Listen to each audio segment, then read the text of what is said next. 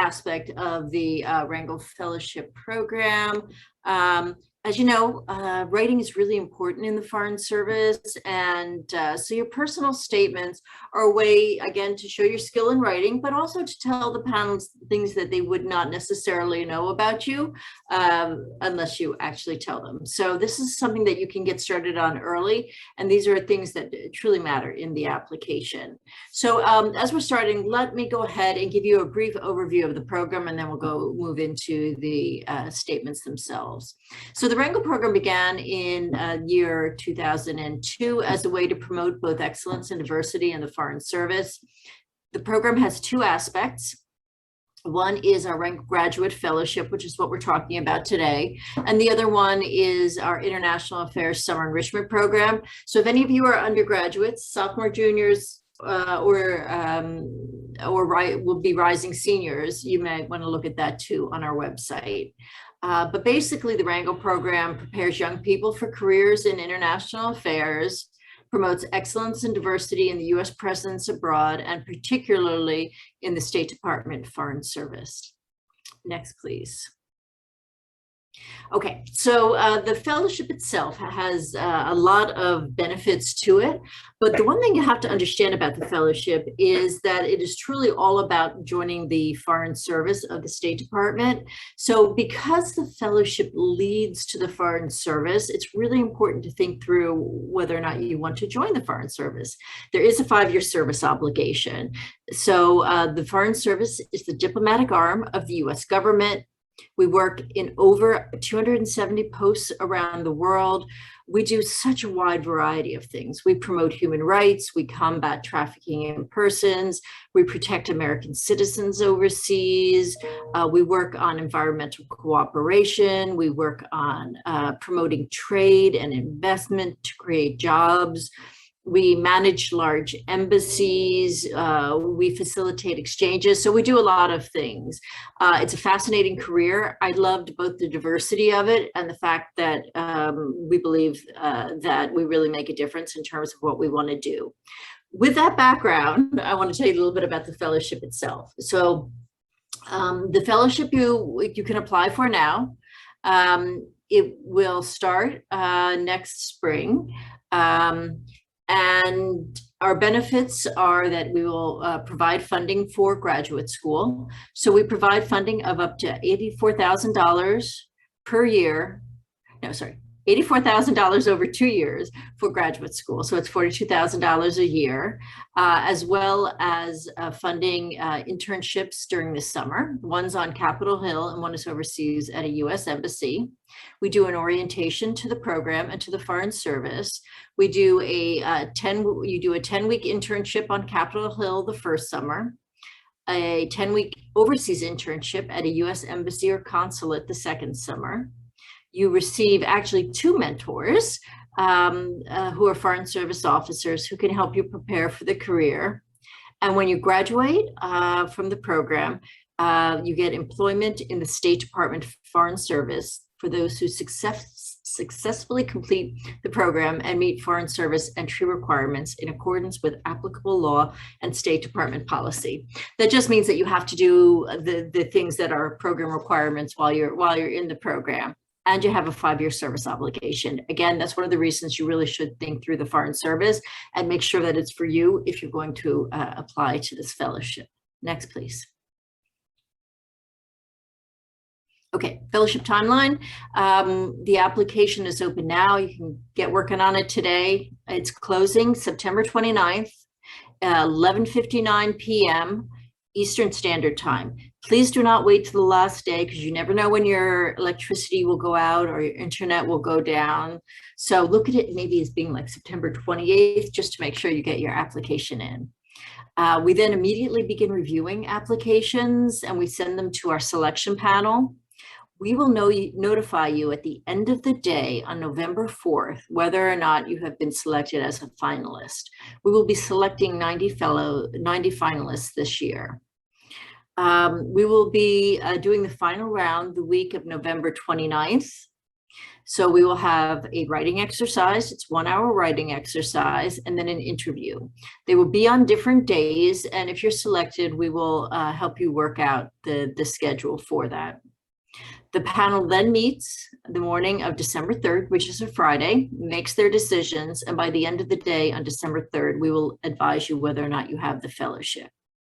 You would then begin the program with an orientation in Washington, D.C. in May of 2022.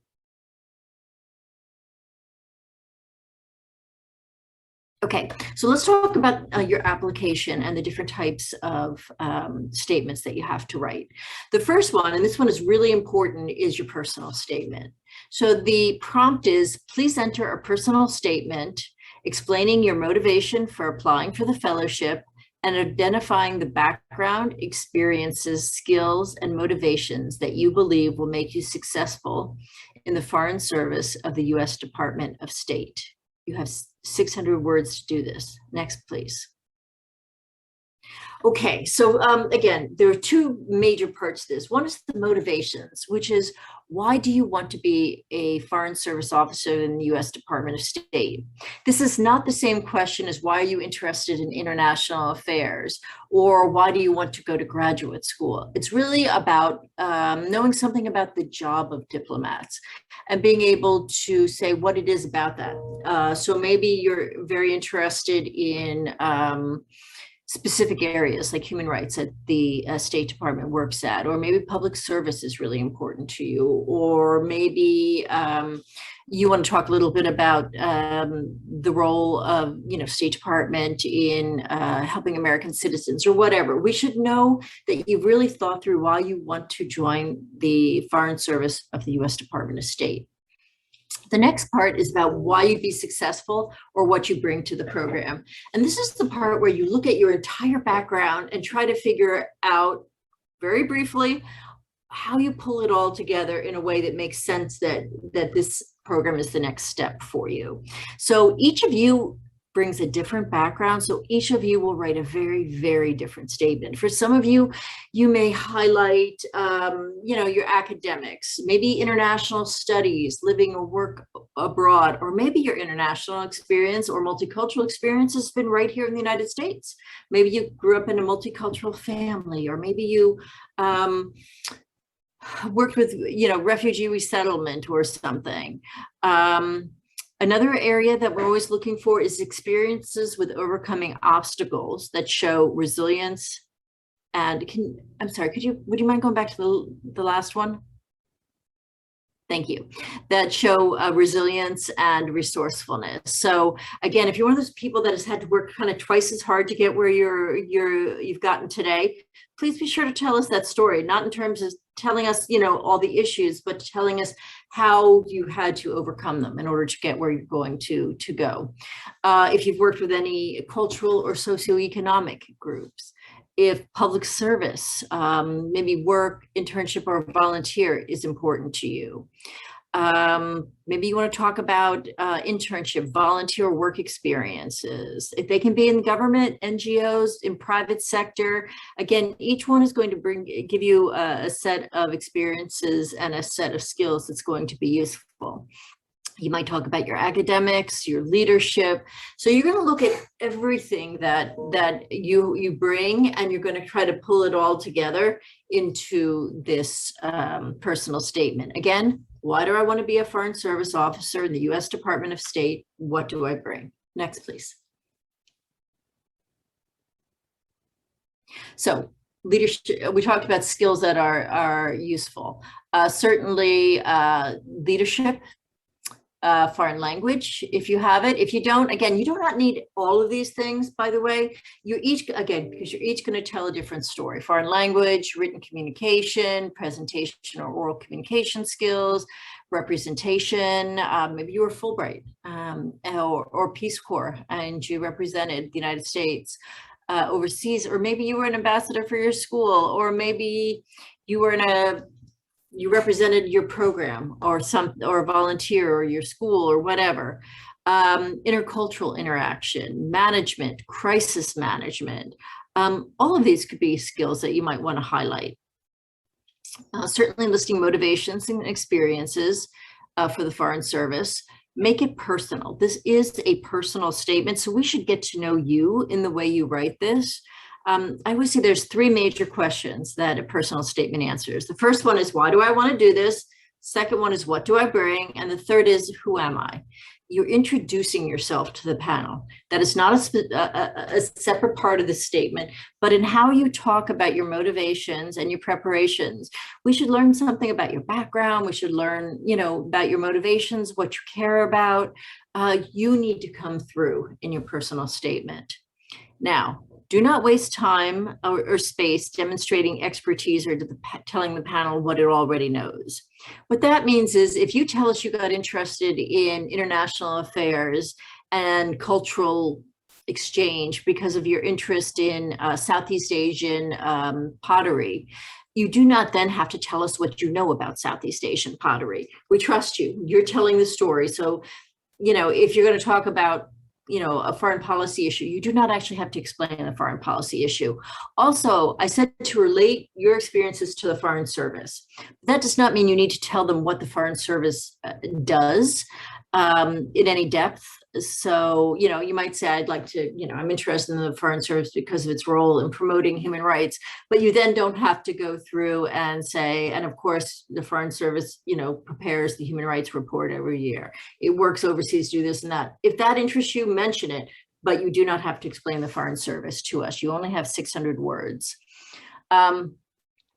Next thing, competitive applications demonstrate strong writing skills, including clear statements of goals, interests, and background, and proper English usage. Next, please. Okay, so before we leave the personal statement, again, think about it. Let someone else see it. You can work with a fellowship advisor. You can work with a professor. You can work with a mentor. You can do it on your own if you want, but in the end, it should very clearly state, this is why I want to join the Foreign Service. This is what I bring, or this is why I think I'd be successful. And I feel like it tells you a little bit about myself. If the person who's reading it says, yeah, I see all of those things in your statement, then it's probably a pretty good statement. But please proofread it, make sure it's as good as it can be. Now, there's a second essay, which is the financial needs statement. Let's see. Oh, I have a good question here from Shamsa Ahmed, which is, how can we include the 13 dimensions in our personal statement? Excellent question. The 13 dimensions under law are what the State Department uses to help select people for the Foreign Service. And it includes things, and you can just, by the way, Google 13 dimensions of State Department Foreign Service. It includes things like resourcefulness, oral communication skills, written communication skills. It will include composure, things like that. So you do not have to directly address each one of those, but if those are the types of skills that you have, certainly as you're explaining what you're bringing to it, you can highlight some of those things in terms of how you discuss things. I do not want to make you think, though, that you have to say, first, I would like to talk about my leadership skills. Now, moving on to my working with others skills. It's not like that. It's just knowing what they are, knowing the types of things that the State Department cares about as you craft your statement. Certainly, these are some of the things that you will want to emphasize. But it's not a direct, you have to do that. When you get to the interview stage, we will actually be asking you about specific parts of the 13 dimensions. But again, it's still useful to look at, because those are the types of things that we're looking at in the Foreign Service. Okay, so financial need statement. This is important because we do take financial need into account when we make selections for the program. So it is important that you be able to present your financial need. Let me read the prompt to you. Please provide a statement of 400 words or less that discusses your need for financial assistance to attend graduate school, including an explanation of 1, the extent of financial need for your undergraduate education, 2, how you financed your undergraduate education, 3, your ability or plan to pay for graduate school independently. Applicants may provide context to your current situation through a brief discussion of their socioeconomic background or highlighting current issues that affect your finances that are not evident in other documents. Please provide specific data whenever possible. What does all that mean? It means that you're both talking about your background, your socioeconomic background, and also about your current need for graduate school. We have a focus here on undergraduate education, but if there are things that you want to tell us about growing up or something, you could certainly do that briefly if that's relevant to your socioeconomic background. So I want you to put in here the things that you want the panel to know that they won't know otherwise. So let's say that you picked the undergraduate program you did because they gave you a really strong financial package. Tell the panel that, because they're not going to know that unless you tell them. Maybe you started at a community college and then moved on, and that was because of financial reasons. Please tell them that. Maybe you worked during college. Please tell them that. They aren't going to know unless you tell them. Maybe your family helped you during college, but can't do it during graduate school. Tell them that. So this is your place to tell them the stuff they cannot find out just by looking at your FAFSA student aid report. Again, how you finance your undergraduate education. You know, same thing. If you had to work, if you had to, if you pick the program because of the strong financial, if you took out loans, all of that would be relevant. And then your ability, your plans to pay for graduate school independently. So this is where you might say, you know, I will be independent of my parents and I will be financing my graduate school on my own. If I do not get a fellowship, I'd have to do it, you know, through loans, or, you know, without a fellowship, I may not be able to. Whatever you want to tell the panel about your need for graduate school, for funds for graduate school. If you already have funds, but you need, you know, something to top it up, you can also discuss that here. But again, this is your chance to make the case that you have financial need for this fellowship. Next, please. Okay, clarified your need for financial assistance using data when available. Discuss relevant issues that are not obvious from the numbers. I just said all this, but let's see if there's anything I forgot. Decisions other than loans to ease the cost of undergraduate studies, choice of universities, work during school, other scholarships. Provide background context on family or socioeconomic background and challenges. Highlight issues that explain why income on FAFSA SAR is not representative of your current situation. Actually, this is a good one. Changes in income job status since the tax year. You'll be using 2019 data, so things could have changed. Costs or unavailability of funding for graduate school, independence from family. And then any graduate school related issues. If you want to put in the cost of the graduate programs you're looking at, just to shock them, you may certainly do that. Again, because graduate school is very expensive, particularly the graduate schools that many of you will be looking for. So again, this is your explanation to the panel of your financial need. Next, please. Financial statement should be straightforward, clear, concise, and grammatically correct. Very often people spend a lot of time on their personal statements and forget that this one should also be a well-written, effective statement. It can provide an opportunity to communicate directly with the selection panel. Please take full advantage of it. There are times that you can emphasize things or maybe elaborate on things that you're talking about in personal statements. So for example, if you had to overcome financial obstacles to get to where you are today, you can maybe, you know, touch on that briefly during your personal statement, and in this statement you can elaborate a little bit more on that. And then proofread all statements in the full application.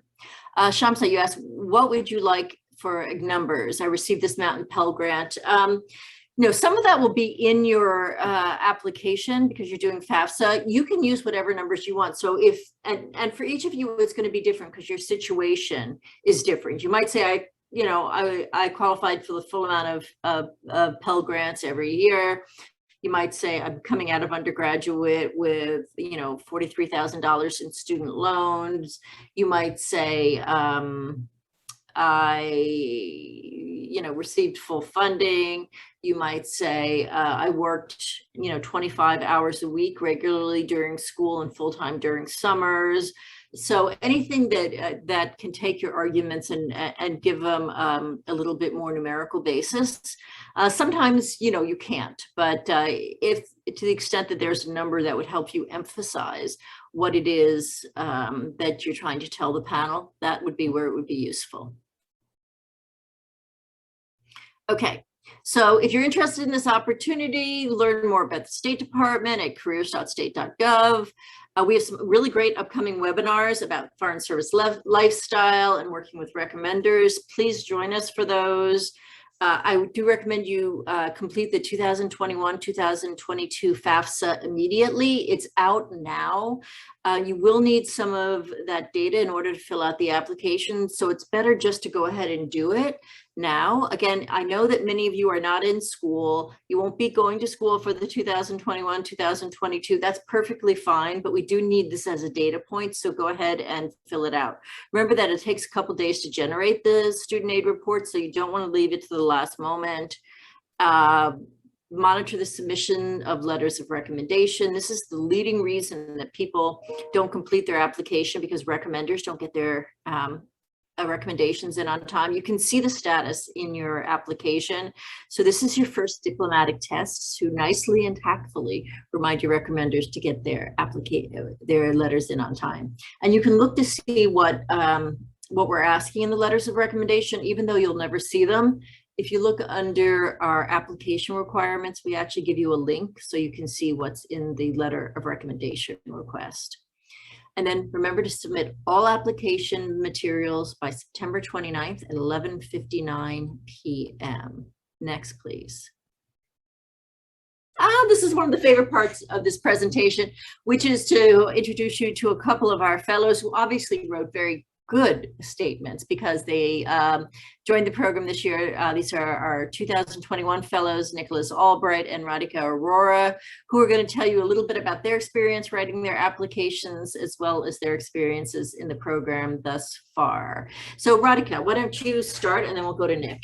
What did you do to prepare your application and to write the best possible personal statements? Yeah, and hi everyone. Oh, am I on mute? Oh, no, I'm not. Okay. Hi, everyone. My name is Radhika. I'm really honored to be here with you guys today, and I'm wishing you all the best as you embark on the application process.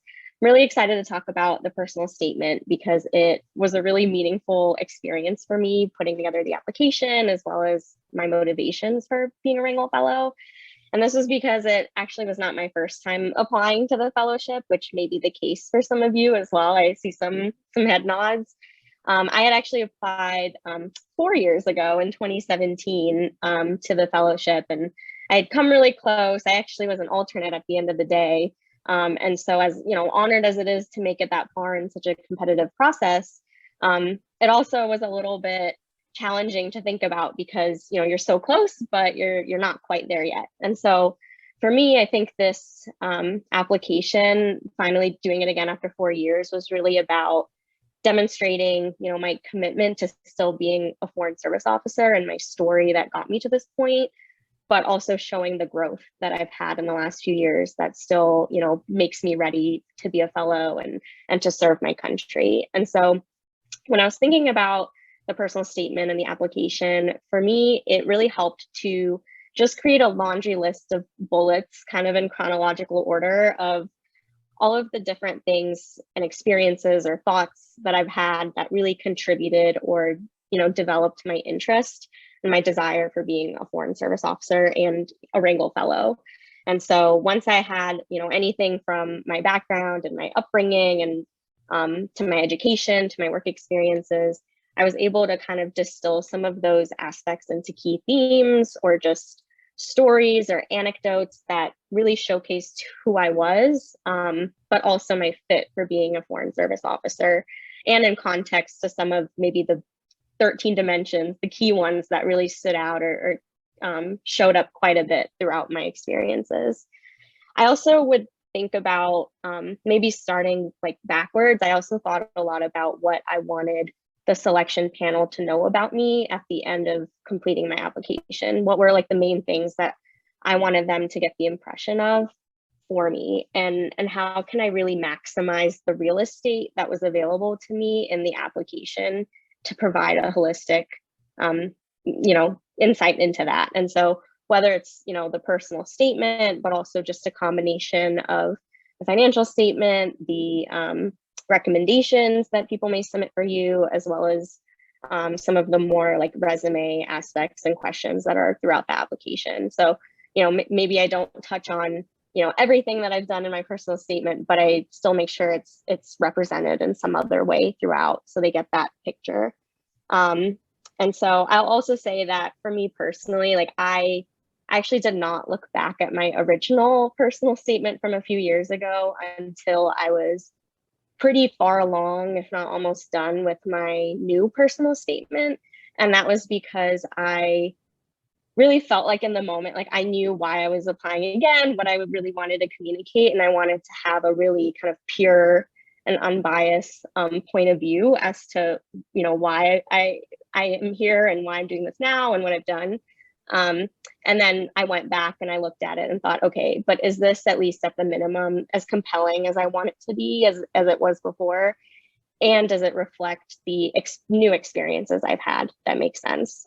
Because at the end of the day, my motivations were still pretty much constant throughout, which is an important part of the personal statement. So that's kind of the main ideas I have or thoughts that I wanted to share in terms of my statement. But I'll pass it along to Nick, and then I'm sure there's a few more questions we can help support with.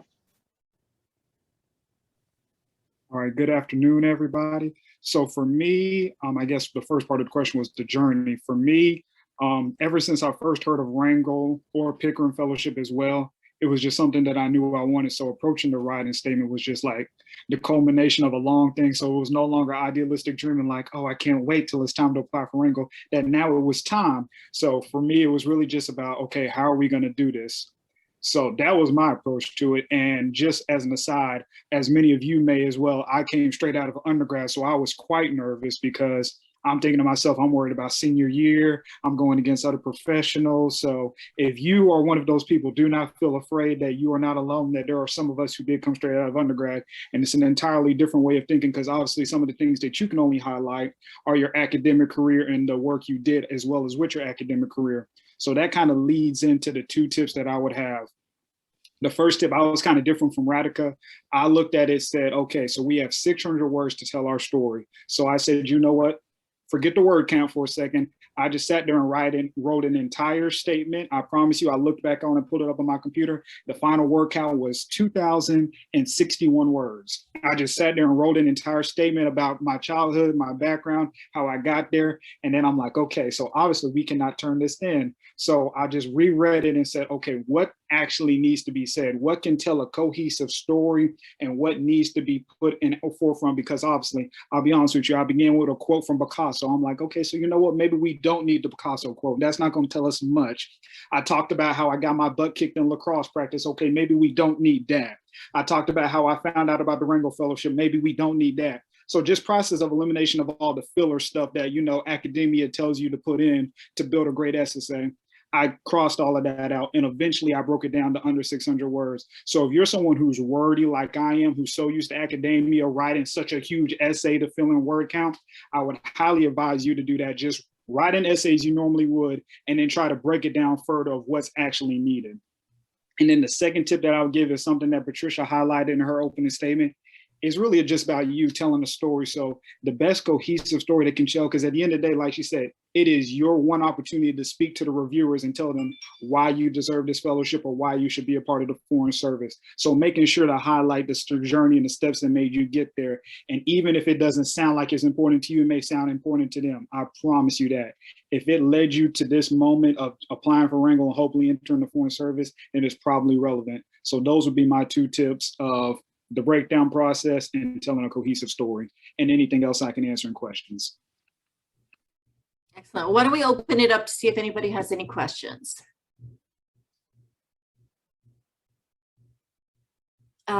Sana, and if I mispronounce your name, please correct me. No, you got it. The question I had is more actually with the funding situation. So do you also provide funding for law school, like grad school that's like law school? So if a student wants to go to law school and then after that join the Foreign Service, is that possible? Or is it just master? No, it's got to be a 2-year program. Law school's 3-year, and we specifically do not pay for law school because it's not one of those things you really need to join the Foreign Service. So it's one of those things you would have to think about. So if you apply for it, you would have to write different programs down. So you might be thinking, maybe law school, but maybe if I get this program. So what you write on this application might be, I'm going to pursue a 2-year master's in public policy or public administration or business administration. So you can still have your law school plans in the back of your head, but that's not what goes on this application because we would not fund law school. Okay, is it 2 years like master's, or can it be like a 1-year master's program? Because I know there are those Yeah, options. it's a 2-year master's program, 2-year master's full-time at a US university. Okay. In an area of relevance to the Foreign Service. That begins in fall of 2022. Sorry, there's a lot of different clauses to that.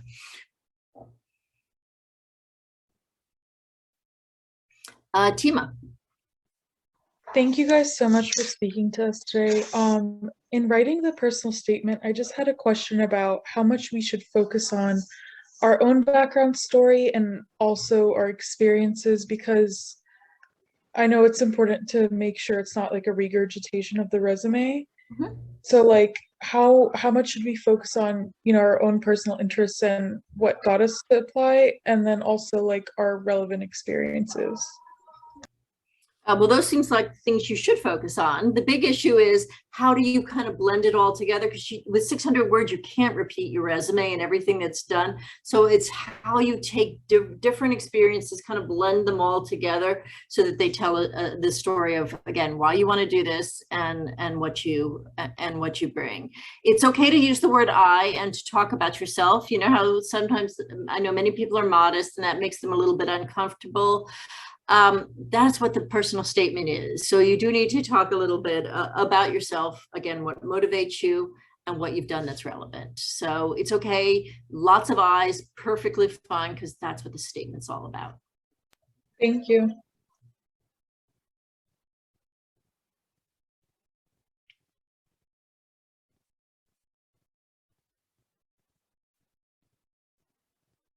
So Radhika or Nick, did you work with anybody as you wrote your statement, or did you do it on your own? Did you get feedback, or what did you find helpful? Well, I can go. Well, definitely received feedback because, of course, I had access to them more because I was still in school. My professors, so definitely my professors, I had them review the statement after I got it done, and then I reached out to some other professionals that I knew in the Foreign Service just to see what that would look like, and they gave tips on that. So definitely anybody you know who just, in terms of academic professionalism, just to review it, that would help. But no, multiple eyes, professors can help, former employers can help, any eyes can help, and just seeing did you convey your story the best way you could have. I would say I was kind of the opposite. I kept mine kind of close hold, but I did share mine with like my recommenders, for example. For them, it's really helpful sometimes to see kind of what's the narrative, what's the perspective you're bringing to your personal statement, and that better helps them also craft their letter. And so for me, it was really helpful to work with them, but there wasn't really any particular reason why I didn't bring anyone. I guess it was a little bit different since I was out of school for about 3 years, but I'm sure as I did an undergrad, if I had some of those resources, I would highly recommend utilizing that. Excellent, thank you. Garrick, would you like to put forward some of the questions in the chat? Sure. Radhika, we got a question specifically for you. What type of experience did you get between the 4 years of applying the first time and the second time? And then how did you apply that to the personal statement? Yeah, that's a good question. So in the time between my last application and this one, I had a few actually pretty transformational experiences that really helped me solidify and kind of grow my reasoning for wanting to be a foreign service officer. And so I had a chance to do an internship at the US Embassy in Jordan, and really understand what cone or which specialty within the foreign service really resonated with me. And then I also I studied Arabic and business in undergrad, and so I had a chance to study Arabic in Morocco finally, and get a chance to understand how learning a language in a foreign country looks like. And then I also graduated, and I joined the private sector. And there I had worked pretty closely with public sector organizations, even though I was in the private sector. And so that actually provided a really interesting lens into how partnerships can be formed to help agencies like the State Department and elsewhere really deliver on their mission. And it also really helped hone in some of my professional skills that I thought, looking at the 13 dimensions would be really helpful for me to have as I grew as a foreign service officer. So granted, these are all, really distinct or maybe large experiences. I would say even if you're someone who applied last year, or maybe you are still in school or you're still kind of figuring it out, that's okay too. I think the core of it is just understanding what is it about your motivations and the perspective and what you know about being a foreign service officer that continues to drive you to want to serve and really communicates why you're ready to do it. So that's something that I wanted to share kind of in my application of all those things that I've had a chance to do that have shaped the way that I think about the State Department.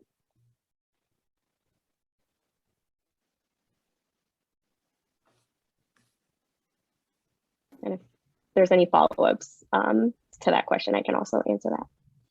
Good. Derek, do we have another question? And then we'll go to Diana. Yes, we did have another question in the chat. It's about fellowship advisors and how to get in contact with someone who is a fellowship advisor. Some schools have what's called a fellowship advisor. Not all universities do, but many do.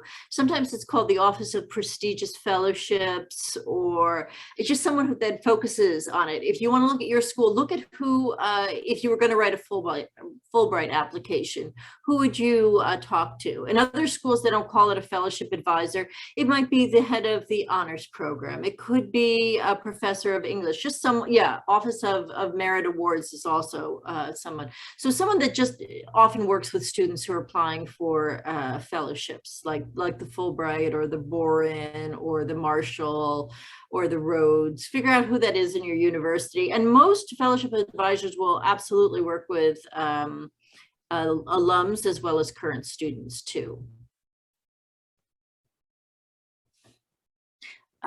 Let's see, and then we had a question. Would you like someone to ask one? So would you like to just go ahead and ask it? Yeah, thank you so much for sharing this. I'm curious to know if you talked about your career track of interest in your statement, and if that's something that you would recommend doing, or if we should maybe leave that for an interview, or yeah, that's my question.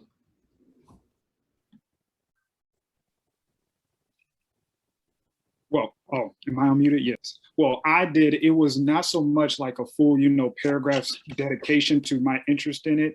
It was more of I believe, might have been part of a sentence toward the end, I believe, if I'm correct. My exact wording was, I would be very interested in the public diplomacy or consular areas of the Foreign Service, and I just left it at that. So I do believe it is something that is relevant put in, because it shows that you have interest in Foreign Service, that beyond surface level a bit of aspect about it, and also kind of highlights where your interests lie. But as far as dedicating an entire paragraph to it, maybe that would work for you if it's supported by your background. But yeah, it's definitely relevant to put in. I also mentioned the cone I'm also interested in my statement, but similar to Nick, I didn't dwell on it too much. I found a logical space to include it to really kind of showcase what is it about being a foreign service officer that really excites me and the type of work that's available. And so I found that it was really helpful and logical for me to include it that way. But I would also say it's okay if you don't know at this point what is the right fit for you, at least in my opinion, because it is a big decision and there's often a lot of overlap and a lot still to discover. Yeah, absolutely. So I would agree that, if it's something that really is part of your story, that, there's just something that you really want to work on, it might make sense. But it's perfectly fine also not to mention your career track. Maybe mention issues that you might be interested in, or things that the Foreign Service does that are of interest to you. Because, you can be a lot of career tracks and work on human rights, or work on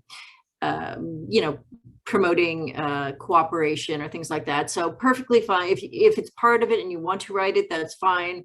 If you choose not to, that's fine. Just to also clarify, there's one part in the application where we ask you for your preference on career track. That is for data purposes. We do not use that in terms of selection. So it's not that we are going through and saying, okay, we got this many counselor, this many management, this many. No, we're just sort of interested in what our applicant pool looks like. So if you put something down and then you decide you want to do something else later, that's perfectly fine. You actually have about a year and a half into the program before you have to choose your career track formally, which is a great thing. I did notice one question that I want to address in the chat, which is, if I already have an MA in a field relevant to the Foreign Service, a foreign language, would that negatively affect my application if I want to study in a field that aligns with management or consular affairs, so social work or MBA?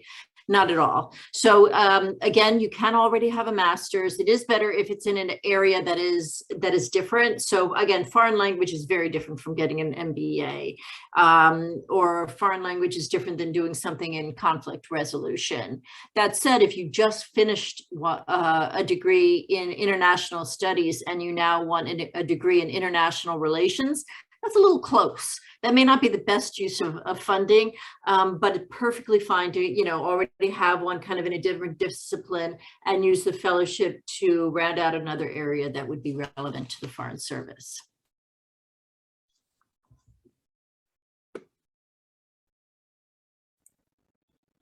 We have another question from the chat as well about what are some of the most common mistakes we see on applicants in the personal statements?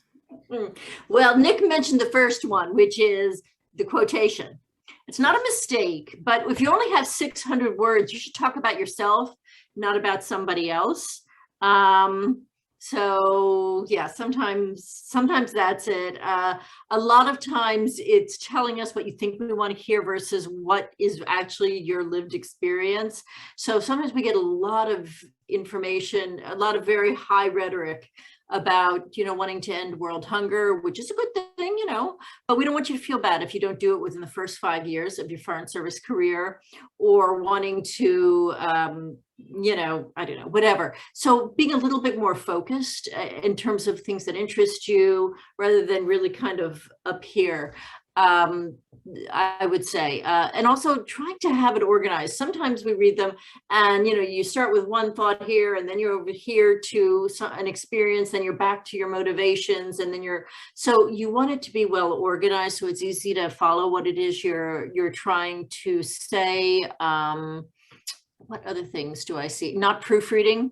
So that can be, you can have a statement, but if it's, if it has a number of, grammatical mistakes or typos, and if they're the same ones over and over again, that's not necessarily good. So, those are things that I have seen before, but probably the most important is people that don't either tell us, why they want to go into the Foreign Service, or again, what they bring, but why they want to go in the Foreign Service is probably a fairly common one.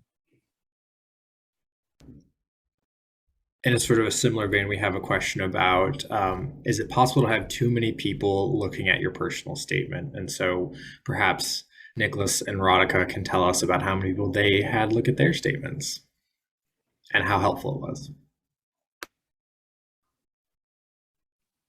Oh, well, I'm afraid to admit mine. I believe I had upwards of 10. And I see what, I believe it was Tima, I believe what they were trying to hint at is, just an overwhelming amount, because if you have a lot of resources, which of course is not a bad thing, you want to think like, oh, what advice can this person give? Oh, what perspective can this person provide? I think it's fine. There should be no limit, but just keep in mind is do oh my gosh, I've already forgotten the date, but it's due in let's September, which is coming up. So you want to make sure it's done. And you also want to make sure, remember, it's your story at the end of the day. So if their advice is ever hinging on changing your story or putting this in, maybe avoid that as much as just formatting and just how can you convey your story the best. So having someone look over it, that's never a bad thing, but fatigue is a real thing and you want to make sure it's done in the best way you can. So when you feel fatigued, maybe that should be the hint that you had too many people look at it. Yeah, I would say I probably had like 2 or 3 people look at mine. Again, I had some of my professors look at it, and then a close friend who's known me since childhood. And I would say what was really more helpful for me is really sharing and verbally communicating what I was planning to write in my statement, as opposed to having someone actually, you know, go through it with a fine-tooth comb, which is also, you know, a great approach too. But for me personally, it was more so, again, leaning into that story aspect and being able to articulate effectively to other people, you know, why I'm applying and why I'm ready for this and why it makes sense. And getting the feedback and the dialogue in that way was really helpful as I actually wrote down the statement. I'm also someone who, again, this is not the best approach maybe, but I'm also someone that works really well like under time constraints and pressure. And so for me, oftentimes, like when I do write some of these statements, like the best ideas and language really comes to me when it's crunch time. And so I still turned in my application before the deadline a couple of days before, but for me, it helps to kind of articulate the story first and then be able to like focus and write the statement when the pressure's on. Good, thank you. And yeah, again, you take comments from other people, but in the end, it is your story. And sometimes people will have you going different directions. People think, oh, I think you should do this. I think you should do this. Listen, you know, but in the end, it's your statement. You tell it the way you want to tell it. Sana, you've had your hand up for a moment. Hi, yeah, so I had another question. For the recommendation letters, like, who would you like recommend we ask? Because I do have like a few people, like, would it be better to have maybe someone who could attest to like your financial situation, like who knows like that part of you well, and like maybe the struggles that you've went through, or like a professor, or maybe like an internship, because maybe a lot of us have intern at like the Department of State or a senator's office. Like, would you want someone who knows us for a very long time, or like somewhere from the workplace? Like, is there a format for that? That's a great question. So pick somebody who knows you and likes you and is going to be able to talk about your skills and your accomplishments as well as your potential. So you're going to have one that's academic. So you're going to pick a professor, and it can be a professor in your major. It can be somebody else, but it's just someone that you've probably done well in their class, that you've gotten to know, so they can really talk about you. And then when you ask them, show them what the program's about and ask them to write to the program, not just talk about it. Remind them what classes you took, what grades you got, what the topic of your paper was. Not, because professors have a lot of students, but the more we can feel that the professor knows you and can give more specific examples, that really helps make a strong letter of recommendation. The second one is the community leader, and that should be maybe it could be a supervisor at your internship. It could be a faculty advisor to a student organization. So it's someone who's seen you in action. So that probably would not be the place for financial need. It would be the place someone can talk about things like your work ethic, your ability to get things done, your ability to work with other people, work ethic. Did I say that already? Again, really work related. So they can kind of paint a picture of you as an emerging leader or an emerging professional. That is the one that you should pick. Again, financial need, if you put it in your statement, we truly do believe you. But sorry, for the first academic, does it have to be professor? Could it be an academic advisor by chance? Or would you really? If they can talk about your academic skills, So we want to know, do you have good analytical skills? Do you have good writing skills? Are you able to contribute to conversations in class? If your academic advisor can do that, but generally it's a professor and we don't care if it's the chairman of the department or an adjunct that's been there for 2 years.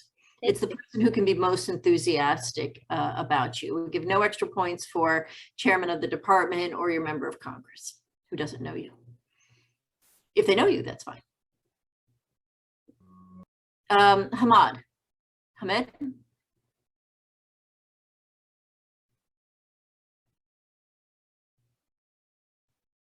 Do you have a question?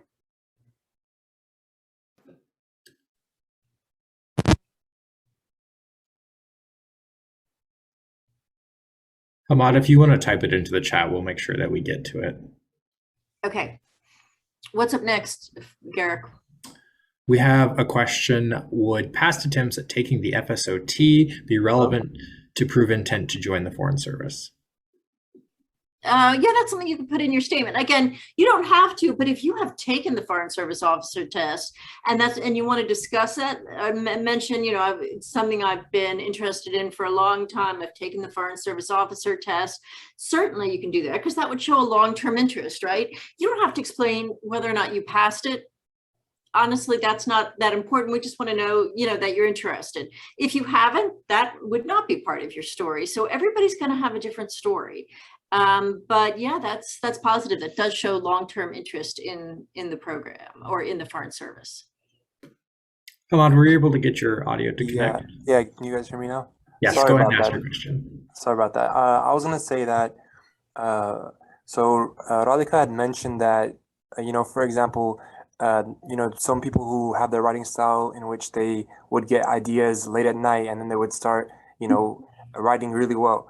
Similarly, I had applied last year and I would look into, just for some ideas, just for some information, I'll look into the YouTube channel, the U.S. State of Department's YouTube channel for ideas and some, just that energy boost. Therefore, I can write better and get some ideas out there. So my question's for Nick and Radhika. What other ways would you say that kind of gave you some ideas or influenced you to continue your writing in areas maybe perhaps we get stuck? What would you say you guys did? Do you have any advice?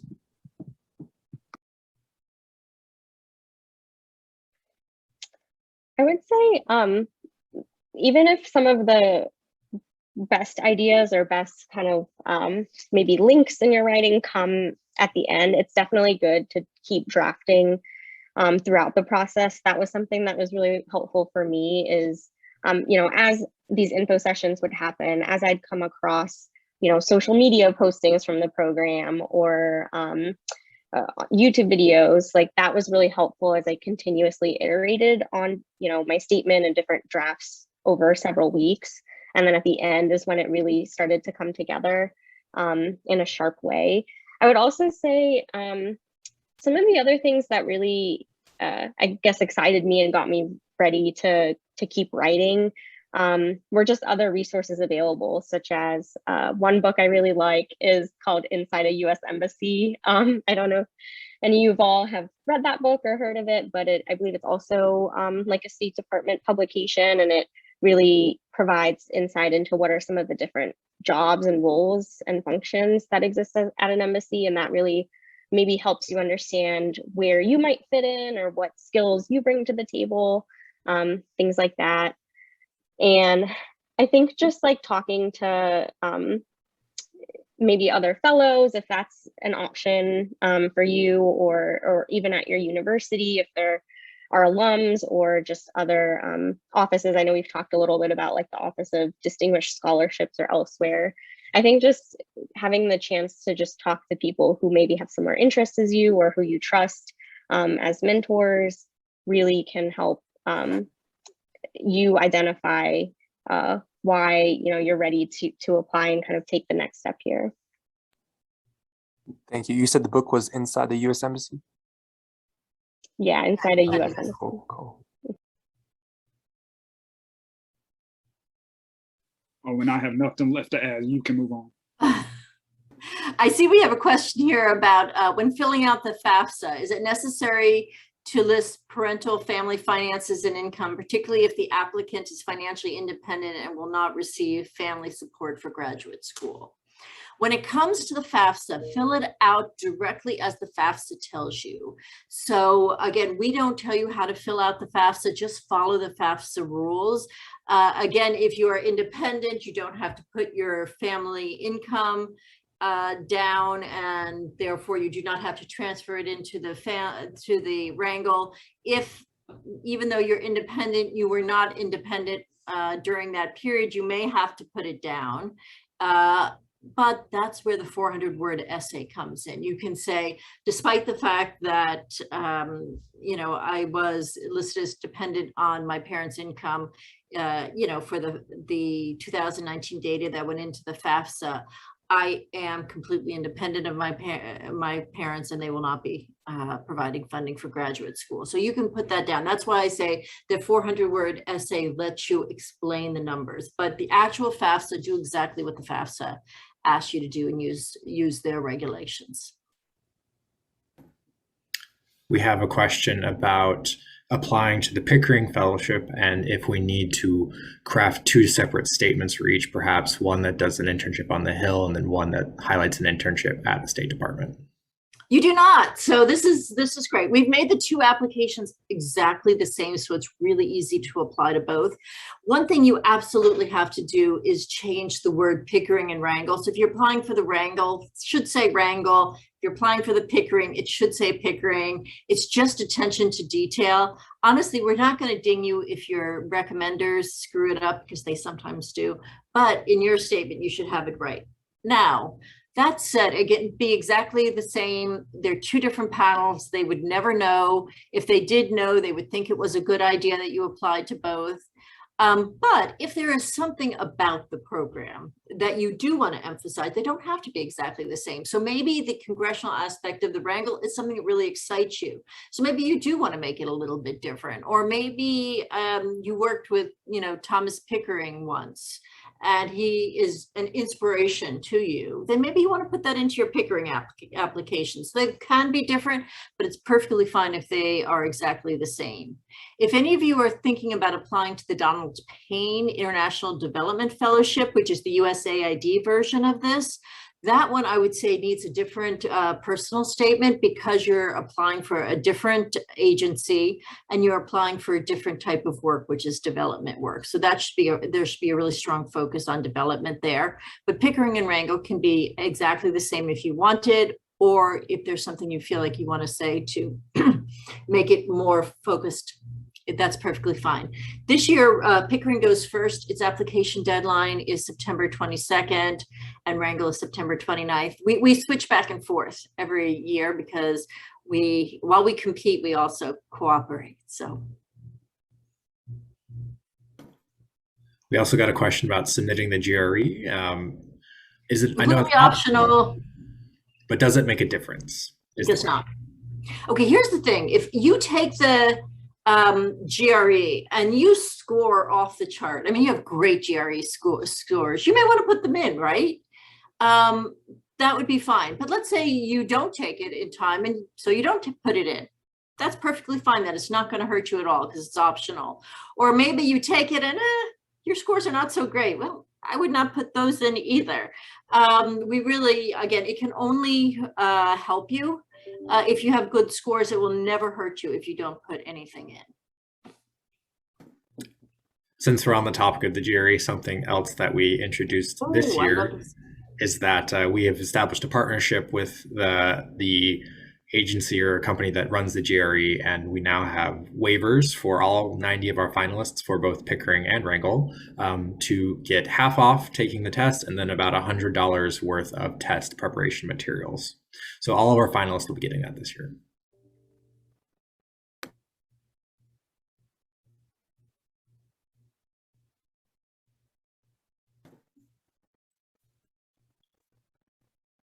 We have a question about the age of various fellows. So what is the youngest and the oldest person accepted to the fellowship?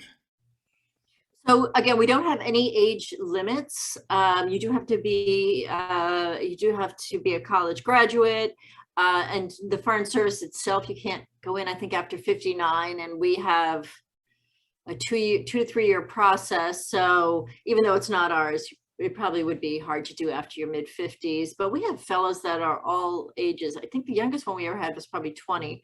She graduated from college early, and we've had people in their late 30s. There isn't any reason we couldn't have somebody in their 40s or, maybe. So we do not have an age limit, and we have some that, again, like Nick, are coming right out of school, and some that maybe have 10 or 15 years of experience. Either one is fine. We pick both because we're looking at long-term potential, and either one is fine. So Nick or Radhika, what is your impression of your cohort? Well, obviously ours is all across the spectrum. I was under the impression for a very long time that I was the youngest a member of our cohort, but that was disproven, and I was very happy for that. But then, not to call out who it is exactly, we also have, I believe the oldest member of our cohort was born in 1982. 18 plus 21 is 39, so that would be 39. And there have been no drop off in terms of engagement when we all get together. Like, it's not like high school anymore. When you cared about ages, like, oh, they're older than me. No, being around different type of people, hearing different experiences. Like, one of my best friends in the cohort was served in the military for 5 years, and we have no drop off whatsoever. So it was really nice just hearing that different type of engagement, different type of experiences. So age gap will be no issue whatsoever. And that's speaking from one of the youngest persons who was 21 when he entered. I agree. Nothing else to add. It's a great cohort.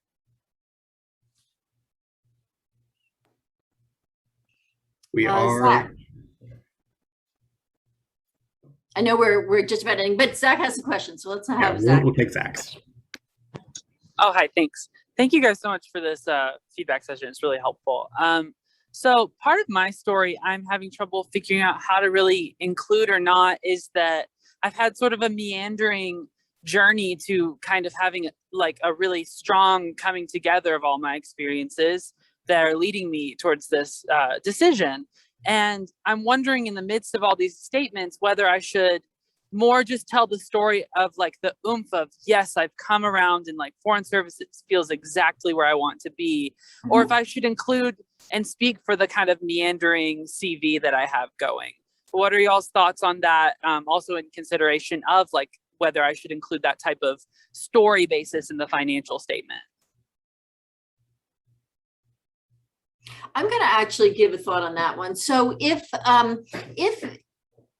so you can tell it any way you want, but if yours is a story where you see you going in lots of different directions, I'm not exactly sure how meandering it is, but if it's something like that someone might look at it and going, I wonder how they got here. Well, maybe that is part of your story, right? Having eclectic interests, looking at different options, and then, taking everything that you've learned and realizing, that you really like the dynamism and you really like the learning opportunities of the Foreign Service. That may be part of your story. You don't have to, but again, if it's something that if I looked at your background, I'd be like, wonder why he's here. Then again, you may want to explain it in a way that kind of brings this really unique background where you've had so many different experiences, because really State Department is Foreign Service is about having different backgrounds and working on different types of issues. We like people that are intellectually restless. That's perfectly okay with us, but we want to know why that you're here and you're now committed to this path. Awesome, thank you.